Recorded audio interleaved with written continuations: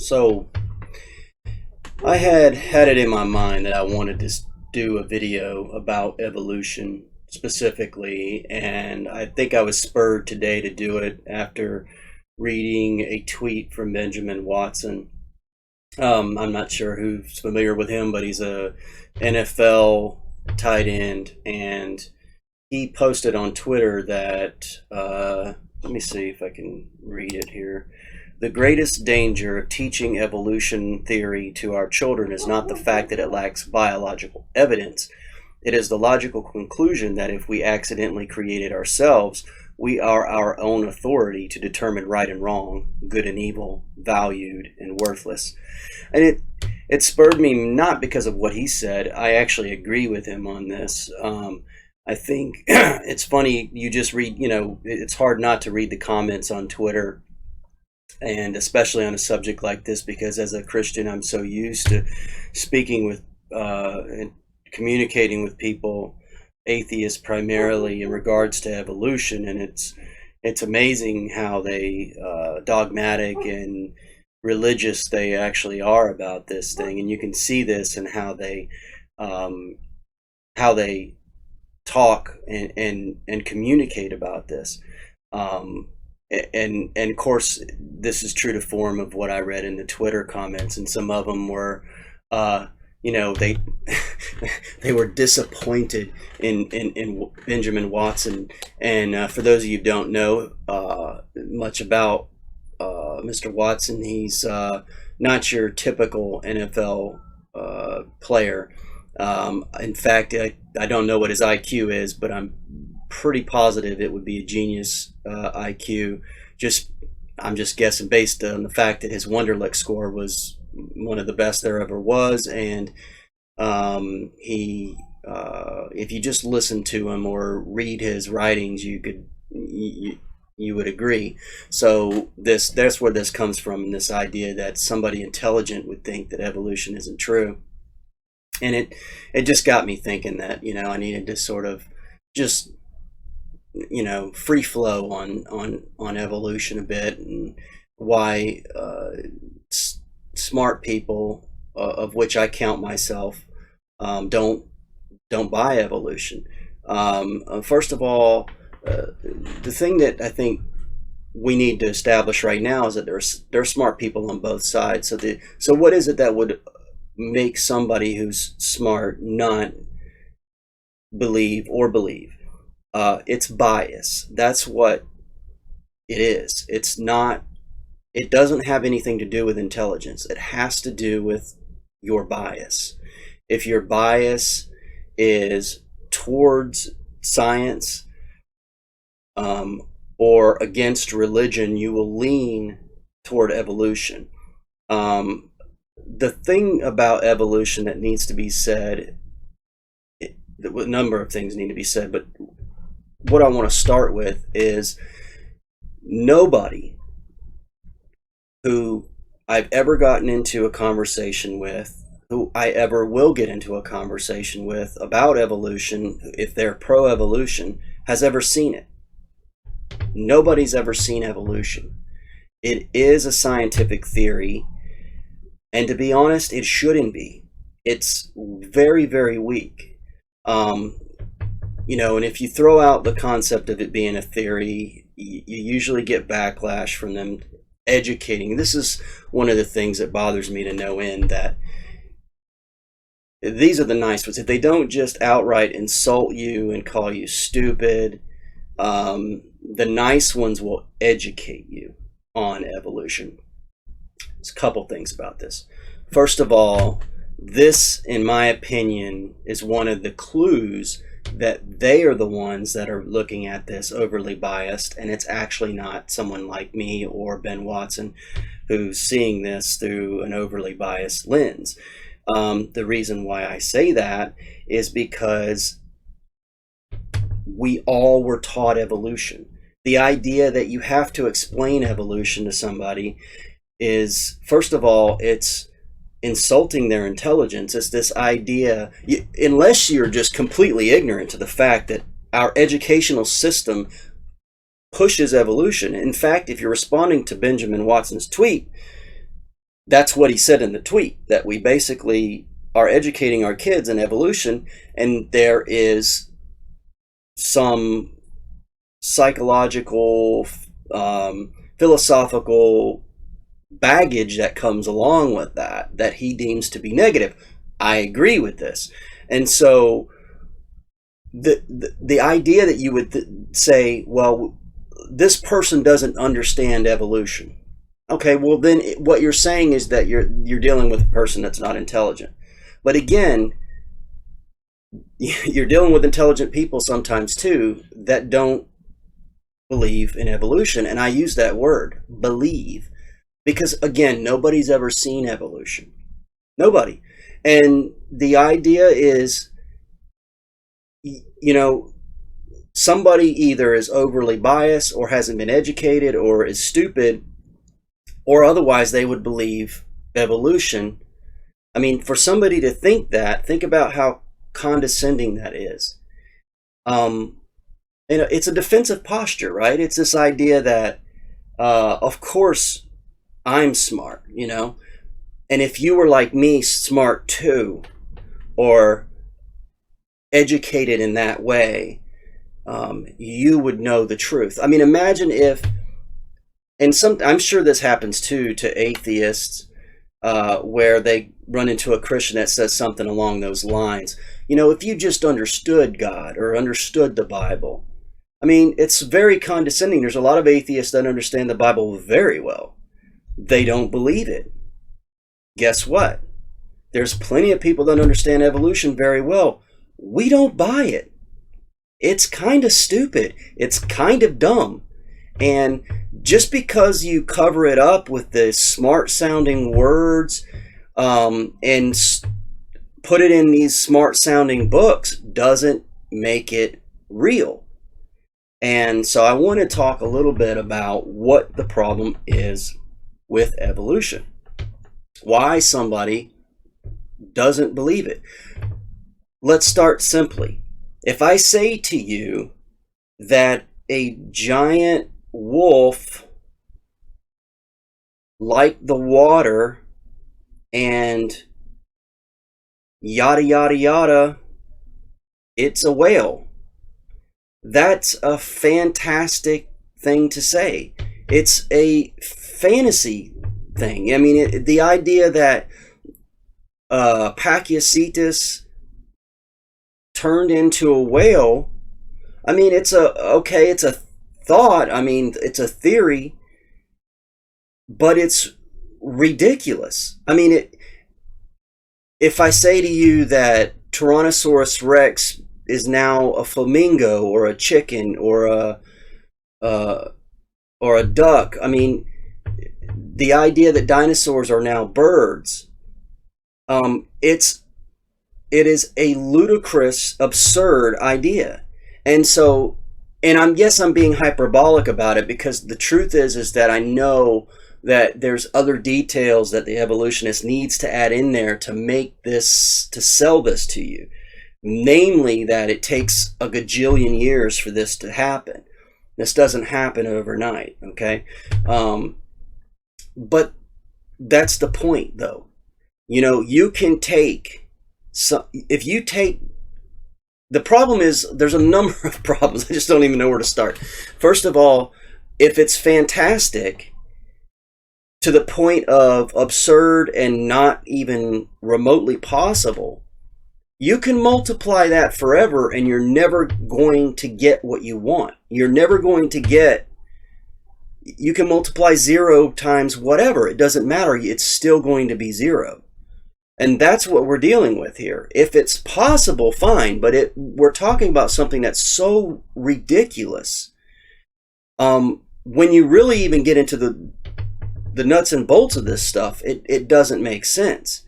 And the whole academic aspect of it, I mean, you think about the word academic, it means not practical, not applicable, basically. It's a synonym for something that you can't even use, basically. It's just talk.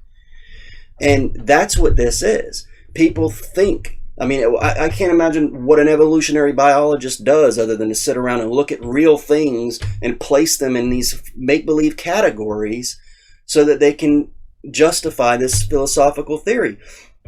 And that's what evolution is. Evolution is a philosophical parasite. It has no redeeming value scientifically at all. It latches itself on actual science. It'll latch on to genetics and claim it as itself. So something, and this is what you find. I mean, I've got my college biology book here. I mean, basically, it'll go through and it'll prove evolution to you by giving you these little changes that nobody denies. The idea that something's beak gets bigger, or just small incremental changes. Nobody. I mean, this is something Gregor Mendel did along. This is called genetics. This is not evolution. And evolution, it ties itself to it. And then they point you to genetics. They point you to the cell. They point you to all these other things and say that proves our grand theory. No, it doesn't prove your grand theory. I mean, you can have your theory. It's fine. I don't care. You want to believe that dinosaurs turned into birds? Have at it, man. Have at it. But don't get exacerbated when people that are intelligent don't come along on crazy train with you. I mean, and here, don't do this. Don't say. I mean, so I'm a Christian, right? And you can throw that back at me and you can say, well, I believe fantastic things, and, I believe things without proof. There's a certain amount of faith involved. I mean, I would argue that it's obviously not without proof, but I get what they're saying if somebody says that. But they believe the same thing.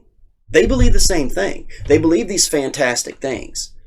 And if I say to you that Jonah was swallowed by a whale and lived and was in its belly for 3 days, well, that's ridiculous.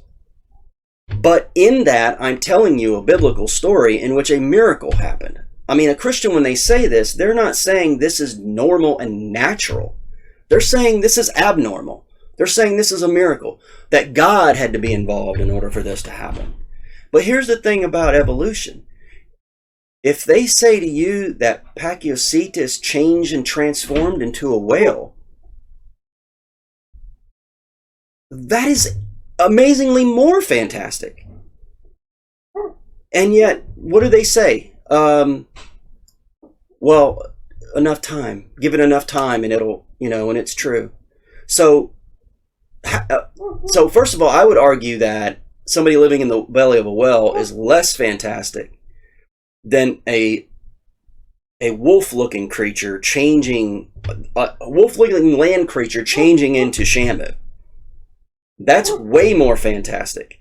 And so the idea that you just implant time and all of a sudden it makes the impossible possible is you got to prove that. You got to prove that. You can't just show a bone in the dirt and make a drawing. I mean, that's crazy. And then put it in a book. I got a Bible too. We can all get our books. What are we getting out of the books? So when it comes to, and I guess what I'm saying is, don't look down on Christians when they have faith in things that they can't exactly prove to you. Because you have the same thing if you're an atheist and if you're an evolutionist and you're in this realm of scientism. You're taking books that scientists wrote and you're believing everything they said. You've never seen evolution, ever. No one's ever seen it. It's just this theory that's out there, and again, it encompasses itself on other scientific disciplines like a parasite that everybody then gets to say evolution exists. And here's a couple of one of the things I wanted to point out was what evolution is supposed to be. So 3 things about life. Striking ways in which organisms are suited for life to their environments. Okay, evolution does do that. It does. It explains how organisms are suited to their environments. That's true. But guess what? Creationism does that too. So the next is the many shared characteristics of life. Okay. The next one is the rich diversity of life. I want to point something out with those last two things because this is a pattern with evolution. So one of the things about a scientific theory is this. You can't quite prove it. Okay? Doesn't mean it's not true. I get that. But you can't quite prove it. So basically what you're doing is, this is the theory, this is the thinking about a scientific theory. The idea is that you pretty much know it's true because you act like it's true. You practice it. You test it basically. You have observations. You know, if it were true, then we would expect various things. Okay, and so throughout the idea of looking at biology, you know, if evolution weren't true, you would basically have these predictions that would fail. Okay. That makes sense. Okay, here's the problem. It's not true. There's a lot of things that I'm sure have failed in regards to the predictions, but evolution creates itself in such a way as to the fact that it will never fail. So it's not falsifiable. So in order for something to really be a scientific theory, you have to have it be falsifiable. And so getting back to the 2 points, notice what it says here. So the shared unity of life is proof of evolution. The diversity of life is proof of evolution. See a pattern here? Heads I win, tails you lose. That's how that works. If things are diverse, evolution. If things are similar, evolution. If you want to see evolution, you can't see it. It takes too long. But if you look in the dirt and you find things that happen fast, that's evolution too. This is one of the things that I have a problem with, because basically you don't have a scientific theory at that point. You have an enveloping hypothesis of an overarching philosophy that no matter what you find in biology, that's evolution. So that's the issue. So, and I'll give you an example of something like this. So I was listening to one of my favorite atheists, and he said that he was interviewing Mary Schweitzer, and he asked her. He said, "Well, I mean, because she's a Christian, but she believes in evolution, which is amazing to me. I can't really quite get there, but I want to circle back on why that is too, in regards to bias. But he basically asked her, he goes, well, evolution would be falsifiable. I mean, if you found a fossilized rabbit and I don't remember what layer he threw out there, that would instantly falsify evolution. So, I mean, this is why he stands by evolution, because, it hasn't been falsified, right? And she goes, oh, that's not true. We found, they've been found, but they were planted. All right. Well, when you find the evidence that's against what you look for, you just come up with an excuse of why it shouldn't be there. Somebody planted it. I mean, and maybe somebody did. I don't know. I really don't know. And that gets to that gets to certain things in regards to evolution. So one of the things you'll find is that whenever you talk to people about evolution, one of the things they'll say is that evolution's everywhere. They'll say you can see it everywhere. The evidence is all around you and this sort of thing. And I find that interesting because the past of evolution is that there's been a number of frauds that have taken place in regards to the evidence that's been brought out to prove evolution. Piltdown Man, and I forget all the different ones that are false, but there's so many that have been trotted out only to discover that they were completely fabricated. Possibly, I think some of them you can pretty much know that they were fabricated. But it goes beyond that. Okay, so let's just say maybe it wasn't something nefarious. They literally thought. I mean, there's one of them. I think maybe Nebraska Man. I don't remember which one, where they thought it was a human tooth or a primate tooth. Turned out it was a pig tooth. Okay, so they take a tooth though, and then they say, well, this sort of tooth, it must be in this sort of jaw, and then this sort of jaw must be on this sort of skull, and that sort of skull must be on that sort of an angled neck, and that angled neck must have been walked upright. Oh my gosh, we got a primate. It's just chain of events that we've got where it's just one assumption on top of another, and this is the whole thing about evolution. But here's the point: even if that was just a mistake on their part, and they literally believed they were looking at a primate tooth. It wasn't they weren't trying to pull a fast one on anyone. They believed it. That's the point. They believed it. And why did it make it's a tooth? This sort of stuff, it gets brought out. Why do they even need this stuff? If the evidence is everywhere, why do you have frauds? It doesn't even make sense. You pull out the real ones, pull out the real ones. This is the thing that's baffling to me about evolution, and I don't understand why everybody accepts it so easily. Well, I understand now. Well, I think I do actually understand it. I guess I don't understand how people aren't. I guess I don't understand why the jig isn't up. It's this idea that it's scientific, and so first of all, again, it goes back to this idea of smart people on both sides. So smart people on both sides. So what is it about it that makes smart people differ when they look at the evidence? Well, it's bias, right? Well, I mean, you could be biased against evolution, and that's certainly possible. I would say I'm biased against evolution. I mean, I try to overcome that, but I'm certainly biased against it. But here's the thing, the problem is that who's more likely to be biased? I would argue they would be. And here's why. Again, and I think I touched on this, we're all taught this. We're all taught this. This is why someone who's a Christian can also believe in evolution. So they believe in God, right? And they have to make these things fit because they believe in evolution. And see, the trick here is this word game that they play. Because evolution, when they talk about evolution, it's fact, it's reason, it's science. But it's not.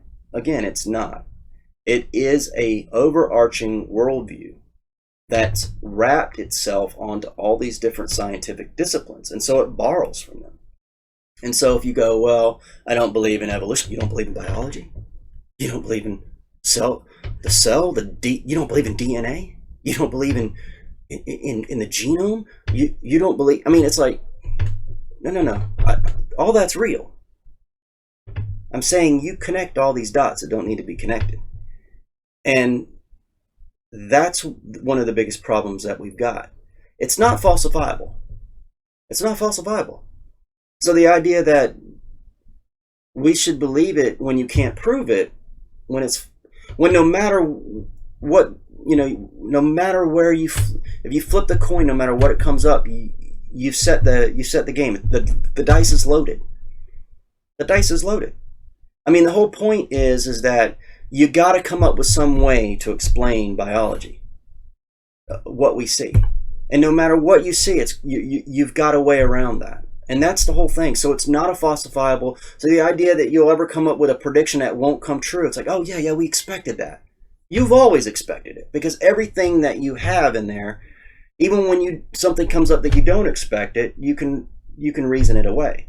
So you can show all these reasons why certain things are dated very old and how they're in this order, but then when you ask to see it, you can't see it.